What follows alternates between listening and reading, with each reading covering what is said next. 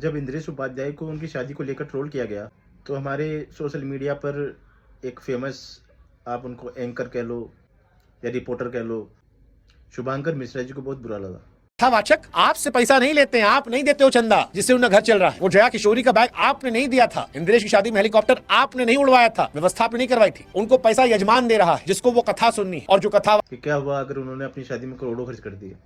क्या हुआ जो कथावाचक महंगी महंगी गाड़ियों में घूमते हैं, महंगे महंगे चश्मे पहनते हैं, महंगे महंगे पर्स रखते हैं, महंगे महंगे आईफोन रखते हैं?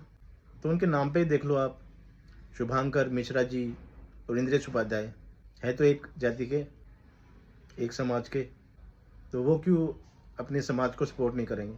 लेकिन उनसे मेरा यही कहना है कि जो लोग ट्रोल कर रहे हैं वो भी गलत नहीं है। क्यों? क्योंकि अगर ये कथावाचक ये कह दे कि ये हमारा बिजनेस है, अब इसके हम 1 लाख रुपए चार्ज करें या 1 करोड़, ये हमारी मर्जी है। हम BMW में घूमें या फरारी में, ये हमारी मर्जी है। सभी को अधिकार है एक अच्छी ज़िंदगी जीने का। आप खुद तो किसी दूसरे को वो ज़िंदगी जीने के लिए मना करते हो और खुद वैसी ज़िंदगी जीते हो, तब लोगों को बुरा लगता है। शुभांकर मिश्रा ने इंद्रेश उपाध्याय के साथ एक पॉडकास्ट भी किया था और बड़े ही विनम्र तरीके से पॉडकास्ट हुआ था। क्यों?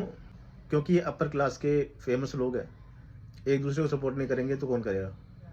शुभांकर मिश्रा की पहले मुझे बातें लॉजिकल लगती थी। मुझे कई बार ऐसा लगा कि वो बाइस्ड तरीके से क्वेश्चन पूछते हैं। जो व्यक्ति अभी निकला है या प्रोग्रेस पे है, उनसे बड़े तीखे सवाल किए जाते हैं, और जो किसी धर्म से जुड़ा हुआ है, पार्टी से जुड़ा हुआ है, उनके साथ बड़े ही विनिम्र क्वेश्चन किए जाते हैं। भाई इंद्रेश उपाध्याय ने कई बार ये कहा होगा कि मोह माया छोड़ो, भगवान की भक्ति में लगो, जितना दान करोगे उतना ही पुण्य मिलेगा और यही तुम्हारी कर्मों में ऐड होगा, उसके हिसाब से तुमको अगला जन्म मिलेगा।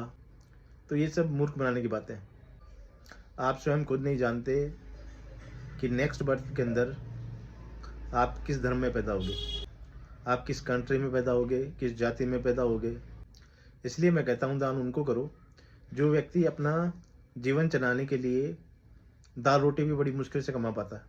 उन झुग्गी झोपड़ी में जाओ जहाँ पर सर्दियों में उनके पास पहनने को कपड़ा नहीं है, सोने के लिए गद्दे और रजाई नहीं है, एक तरपाल की झोपड़ी बनाकर सो रहे हैं।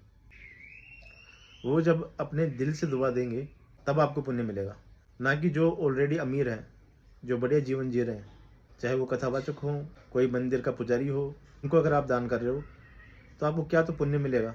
गया वो ज़माना जब रियल में साधु महात्मा हुआ करते थे, जिनकी दृष्टि पड़ जाने से रोग ठीक हुआ करते थे, जो अगर किसी को आशीर्वाद दे देते थे वो सत्य हुआ करता था और वही चमत्कार भी हुआ करता था।